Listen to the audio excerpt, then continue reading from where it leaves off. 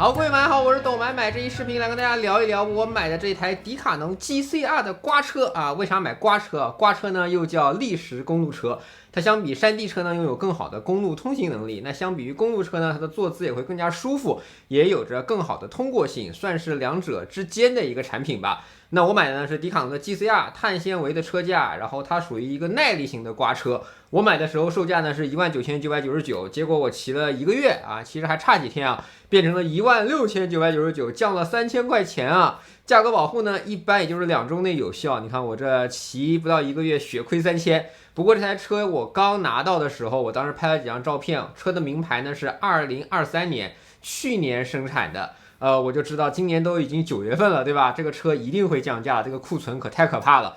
国内呢，刮车生存的空间比较小。如果呢你只买一台自行车的话，像其实刮车可以用的路也并不是那么多，再加上拍照拍起来呢，刮车显然没有气动车那么帅嘛，所以呢刮车卖的不好也很正常。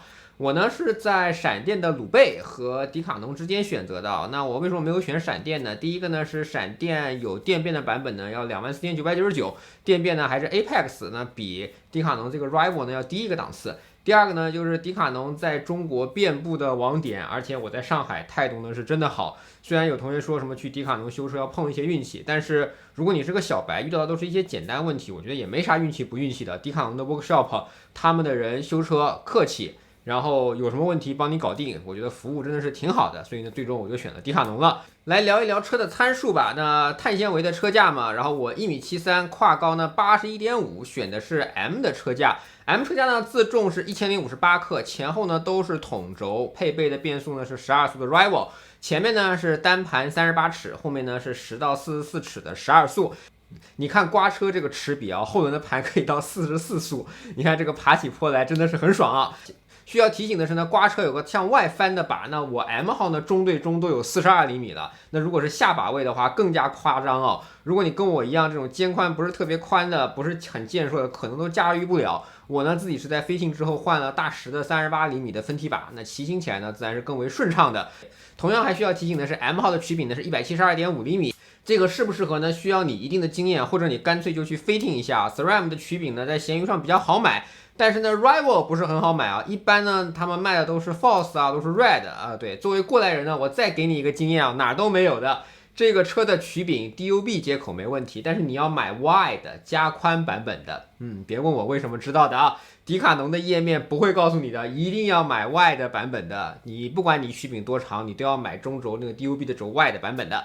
轮组方面呢比较有意思啊，来自 Fulcrum 的 Rapid Red 900的轮组，这好像是个 OEM 轮组，在外面是买不到的。28根辐条 ，S 号呢配的是650B 的轮子 ，M 呢以及 L 呢给的是700C 的轮子，配的宽度呢是400毫米的齿胎。那这个胎呢在海外是直接当做真空胎使用的，所以你可以认为它是 tubeless ready， 对吧？甚至呢你买的时候在海外的话，它都会给你提供有2瓶密封剂，然后呢在国内它依然是内外胎的设计。对，所以这个是跟海外有些不同吧。反正使用了真空胎之后呢，舒适性其实会进一步提升的。但是真空胎呢，使用不是稍微有那么一点点门槛嘛。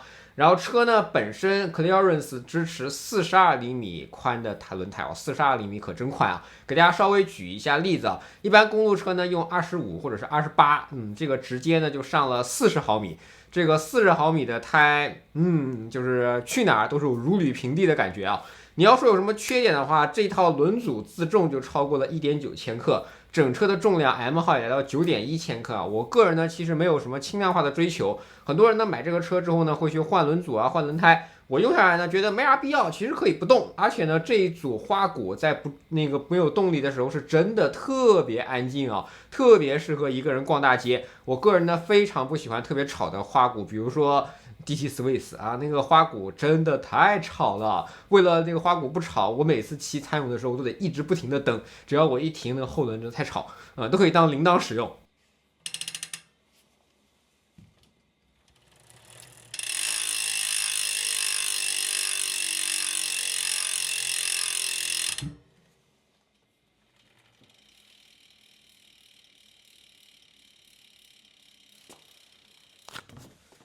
前后呢刹车盘都是 SRAM 160毫米的，买回来之后呢，其实你要组装也非常简单，你自己把把力装上去就好了，把前轮装上就完事儿了。但是前轮稍微有一点点蹭碟，不过你看一些视频啊，自己调整一下问题不大。基本方法呢就是把这个闸捏到死，然后松开你的刹车夹器，再把闸器给它拧紧。那如果不蹭碟就 OK 了。如果你真的搞不定的话，去任何一家迪卡侬门店，免费，随时去，随时帮你搞定。那说到安装这个事儿啊，在海外的版本呢，其实它跟蚕蛹一样提供给安装工具的，但是国内版本啥也没有。那估计呢，因为是国内卖的是服务嘛，靠的是售后帮你装车，所以这也是一个显著的区别。那至于骑行的感受来看的话，你看我现在已经有一台蚕蛹的车了，所以呢，禧玛诺的变速我也有，这个 SRAM 的变速，速联的变速我也有。那显然速联的变速的逻辑特别好使啊，尤其是单盘的逻辑，对吧？左手呢就给它降一个档，右手呢就给它升一个档，这个逻辑非常简单，也不需要复杂的操作，对吧？40毫米的轮胎压井盖、压坑、压啥都行。别人呢每次过井盖的时候都要让一让或者减个速，我还可以蹬两脚。然后尤其呢是去一些非铺装的路面，比如上海其实有一些公园啊，他们会有一些砾石的路的啊，对，而且在周末如果你去公园的话，那种好路上面全是人，砾石路上没有人，你就直接骑进去一骑绝尘，骑得非常开心。而且呢，如果你是一个探索型的人啊，其实挺适合刮车的。毕竟呢，国内非机动车道那不一定都很平整。那如果你是刮车的话，基本上你就无视路况了嘛，想怎么走就怎么走，而且长程起来，刮车的几何也会让你长距离的骑行比较舒适。